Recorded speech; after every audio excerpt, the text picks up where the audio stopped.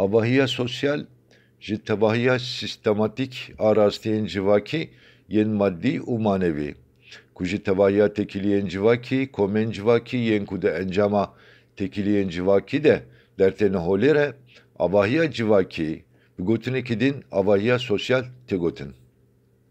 Çend taybetiyên abahiya sosyal hene ku meriv dikare wan wiha bihejimêre, abahiya sosyal li gor her civakê digohere. Ango di her civakê de xwediyê taybetiyên cuda ye. Abahiya sosyal dinamîk, ango aktiv e û herdem digohere.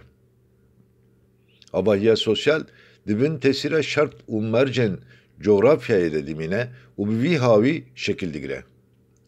Hêmanên abahiya sosyal yên maddî û manevî herdem ji hev ketûmet dibin, ango tesîrê li hev dikin.